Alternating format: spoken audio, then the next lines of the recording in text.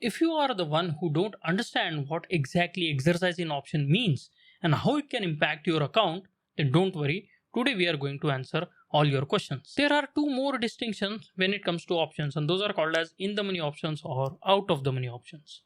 Let's say you have bought a call option and the current market price is above the strike price of that option. It is called as an in the money option. Consequently, if you have bought a put option and the current market price is below the strike price of that put option will be called as in the money put option. Exactly opposite is the out of the money option, where if the current market price is below the strike price of your call option or above the strike price of your put option, they both will be called as out of the money options. So what exactly is exercise of options?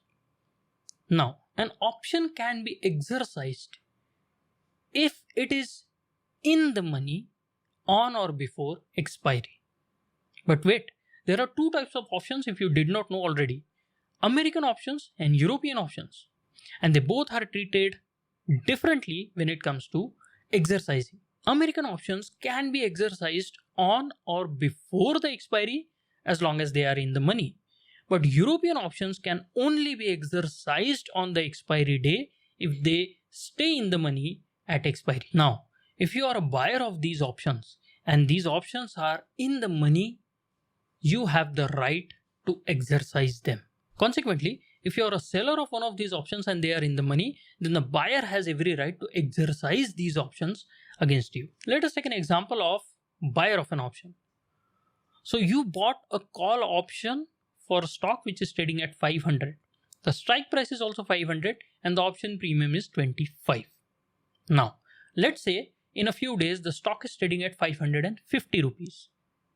So your option, which has the strike price of 500, is now in the money. And as a buyer of that option, now you have the right to exercise this long call option at the rate of 500. What it means is that you are allowed to purchase the stocks at the price of 500. So if the lot size was 100, you are allowed to buy 100 stocks, or it is your right to buy 100 stocks at the price of 500. And the one who sold you that option has the obligation to provide you 100 shares at the rate of 500. Let us now look at the other side of this equation. Let's say you are the seller of the same call option for that stock at the strike price of 500 and you sold it to the buyer at 25 rupees, and now the stock is trading at 550. The lot size is 100. Now the option is in the money and the buyer has every right to exercise that option, and if he chooses to do so, you have the obligation to provide 100 shares of that particular stock at the rate of 500 to the buyer. But let's say the stock stays below the strike price of 500. In that case, you have no obligation to provide the stock to the buyer because he simply cannot exercise it. It does not make any sense for him to exercise that particular option. Now, I get these questions often. Traders ask me, I forgot to square off my in the money option position. The contract has expired. What will happen now? Let's assume that you are the seller of the option in the above example and you forgot to square off your options before it got in the money on the expiry. The buyer has every right to exercise that particular option against you, and now you have the obligation to provide 100 shares at a rate of 500, right? Well, not exactly. There are two ways option exercise is handled. First is option exercise in case of European options, which is cash settled. All the index options on NSE are European options. So let us see what happens if in the above example, instead of trading a stock, you are actually trading some index and the options are of the European type. The market goes higher and the buyer stands to receive the following settlement. The current market price is 550. He bought call options at the strike of 500 at 25 rupees. So his break even is 525. So the settlement price of 550 minus the 525 gives him profit of 25 rupees or points per share. And let's say the lot size is 100. He stands to make 2,500 rupees. Now, if you are the seller of the option and there is a possibility of that option getting exercised against you, Same thing, the settlement price will be 550. You sold it at 525 because the strike price was 500 and the premium that you received was 25.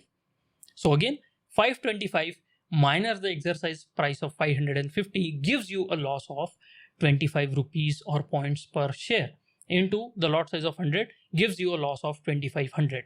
This 2500 will be transferred from your account to the buyer of that option. Now let us come to the American options where a physical settlement of stocks in case of an exercise is possible. All the stocks that are traded on the NSE comes under this American style of options, which again gives you two options, either a physical settlement or a cash settlement. If you want to go for physical settlement, let's say you have bought a call option, it's in the money and you exercise and you actually want delivery of those stocks, you have to instruct your broker accordingly.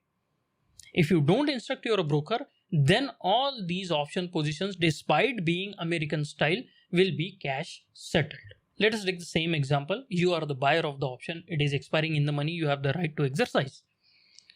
If you choose to take the physical delivery of all the stock, in that case, you have to instruct your broker accordingly and keep the requisite amount in your account. So you just have bought a call option at 25 rupees. So all the premium that you have paid is just 2500. But if you decide to buy the complete stock, which is priced at 500, and you want to buy 100 such stocks because that is the lot size, you need 50,000 rupees in your account, and that you have to keep it beforehand and instruct your broker, and only then he will proceed with the physical settlement. Let us take a look at the other side. You are the seller of that particular option, and now the option is getting exercised against you. Now, if you do not want the physical settlement, then whatever is your obligation in monetary terms will be deducted from your account and will be transferred to the buyer's account. But if you choose to let go of your stock, in that case, you have to keep the requisite amount of stock in your Demat account and instruct the broker to debit it from your Demat account and give it to the buyer who is trying to exercise. That is how the physical settlement will work. But neither of you want a physical settlement and you do not give any specific instructions to the broker, then everything will be cash settled and the corresponding charges will be levied to your account.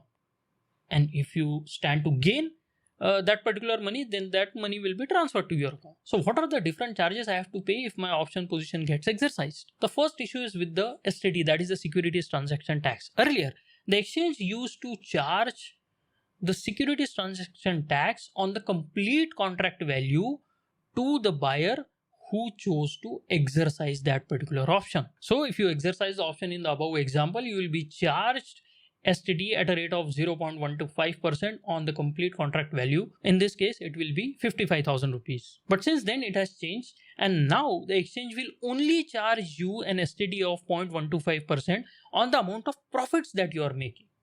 So in this case, the profits you are going to make were at 2,500 rupees and the STT will be charged only on the profit amount. And if you are selling the option, the STT is charged at the outset on just the premium amount. So it will be charged at the rate of 0.05% and the premium that you received was just 2,500. So 2,500 into 0.05% will be your STT. Now, if you plan to go for the physical settlement, as I have said earlier, you have to instruct your broker accordingly.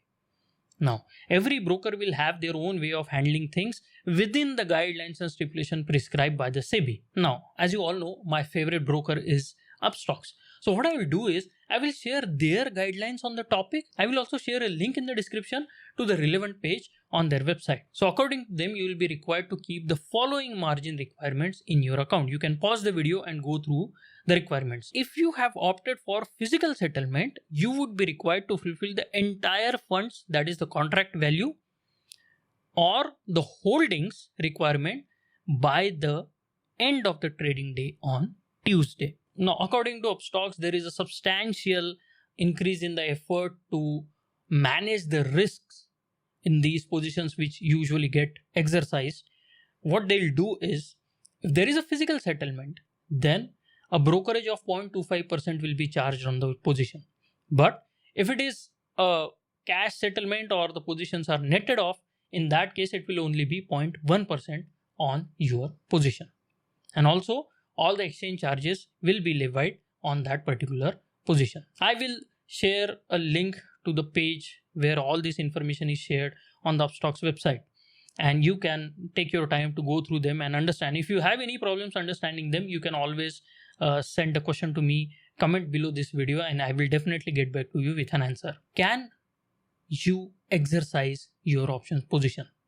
And the answer is absolutely yes. Earlier, all these exercise transactions were cash settled, but nowadays stocks you can opt for physical settlement. So you can use these options instruments advantageously for accumulating or distributing your stock positions. Just keep an eye on the statutory requirement by the exchanges before you attempt to do it. Now, the best option is always to get in touch with your broker and ask him all the relevant questions before you try to do something like this. Once again, if you are looking for a reliable broker, you can open an account with Upstox with the link given below in the description. As you all know, Upstox is my favorite broker. Thank you for watching this video till the end, and I'll see you in the next one.